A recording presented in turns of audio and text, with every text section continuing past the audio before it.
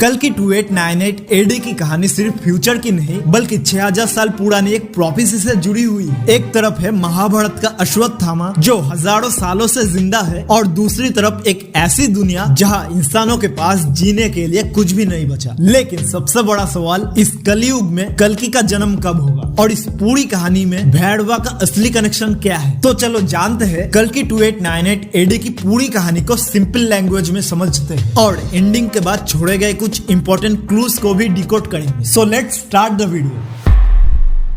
सोचो एक ऐसी दुनिया जहां इंसानों के पास खाने के लिए कुछ नहीं है, पानी की कमी है और पूरी दुनिया पर सिर्फ एक आदमी का राज हो। लेकिन इसी बर्बाद दुनिया में एक ऐसी लड़की मौजूद है जिसके अंदर एक ऐसी जिंदगी पल रही है जो पूरी दुनिया का फ्यूचर बदल सकती है। और उस लड़की को बचाने के लिए खड़ा है महाभारत का एक अमर योद्धा अश्वत्थामा। लेकिन ट्विस्ट ये है कि जिस आदमी को अश्वत्थामा रोकने की कोशिश कर रहा है वो कोई और नहीं बल्कि भैरवा है। तो अब कहानी शुरू होती है कुरुक्षेत्र के युद्ध के बाद। अश्वत्थामा पांडवों के वंश को खत्म करने के लिए उत्तर के अनबॉर्न चाइल्ड को मारने की कोशिश करता है। लेकिन उसी वक्त श्री कृष्ण उसे श्राप देते हैं कि वो अमर रहेगा और तब तक भटकता रहेगा जब तक वो अपने पाप का प्रायश्चित नहीं करता। और श्री कृष्ण उसे एक और बात बताते हैं कि जब एक दिन कलयुग अपने सबसे बुरे फेज में होगा तब एक डिवाइन चाइल्ड का जन्म होगा और अश्वत्थामा का काम होगा उसकी रक्षा करना। सो उसके बाद कहानी जंप करती है 2898 एडी में और अभी यह दुनिया बिल्कुल बदल चुकी है। नेचर ऑलमोस्ट खत्म हो चुकी है, रिसोर्सेस लिमिटेड है और लोग सर्वाइवल के लिए स्ट्रगल कर रहे हैं। इस दुनिया में काशी एक इम्पोर्टेंट जगह है और उसी काशी के ऊपर बना है एक massive futuristic city the complex. यहाँ रहने वाले लोग दुनिया के बाकी लोगों से काफी बेटर लाइफ जीते हैं और इस पूरी सिस्टम का रूलर है सुप्रीम यश किंग यानी कि कली। लेकिन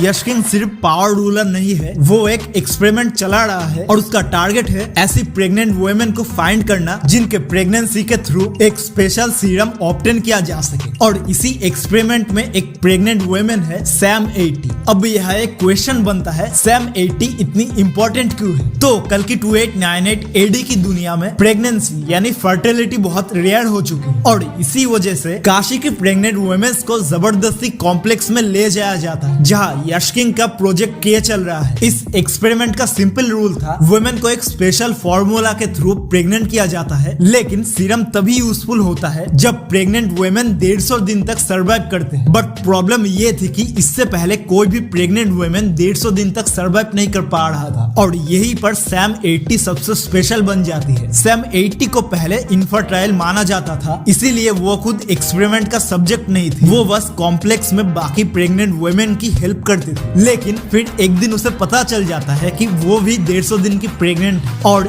ये यश किंग के लिए बहुत बड़ी बात है क्योंकि पहली बार उसके एक्सपेरिमेंट को वो रिजल्ट मिल गया था जिसका वो इतने टाइम से वेट कर रहा था। लेकिन यहाँ पर यश किंग यानी कली को सिर्फ सैम 80 नहीं चाहिए थी बल्कि उसके अंदर जो अनबॉर्न चाइल्ड है असली टारगेट वो था। यहाँ एक दूसरी जगह भी है शंभाला। तो शंभाला के रेबल्स एक प्रोफेसी पर बिलीव करते हैं कि कलयुग के एंड में कल्कि का जन्म होगा जो दुनिया को इस डार्कनेस से बचाएगा। वही अश्वत्थामा को भी जब अपने डिवाइन जेम के थ्रू ये पता चलता है कि सैम 80 के पेट में कल्कि है तो तब उसके हजारों सालों का मिशन फाइनली उसके सामने आ जाता है। तो एक तरफ कली है जो इस प्रेगनेंसी से मिलने वाले सीरम के पीछे पड़ा है और वही दूसरी तरफ अश्वत्थामा है जो उसी अनबॉर्न चाइल्ड की प्रोटेक्शन के लिए जिंदा है। लेकिन कली के लोग जब सैम 80 को एक्सट्रैक्शन के लिए ले जाते हैं और जब एक्सपेरिमेंट शुरू ही होता है तो उसी टाइम पर शंभाला की एक रेबल लिली जो सैम 80 की हेल्प करके उसको कॉम्प्लेक्स से एस्केप करवा देती है। और यही से स्टोरी में एंटर होता है हमारा मेन कैरेक्टर भैरवा। भैरवा एक बंटी हंटर होता है और उसका सिंपल गोल है पैसे कमाओ, अपनी लाइफ एंजॉय करो और किसी के मैटर में अननेसेसरी मत घुसो। बट उसे सैम 80 को कैप्चर करने के बदले एक बड़ा रिवॉर्ड मिलने वाला है और भैरवा को किसी प्रोफेसी या कल्कि से मतलब नहीं, उसके लिए बस एक चीज इंपॉर्टेंट है, बाउंटी रिवॉर्ड। और ऑनेस्टली ब्रो स्टार्टिंग में भैरवा को देखकर तुम्हें भी लगेगा भाई ये बंदा हीरो मैटर मटेरियल तो बिल्कुल नहीं है। लेकिन भैरवा को ये पता नहीं कि जिस मिशन को वो सिर्फ पैसे के लिए कंप्लीट करना चाहता है वो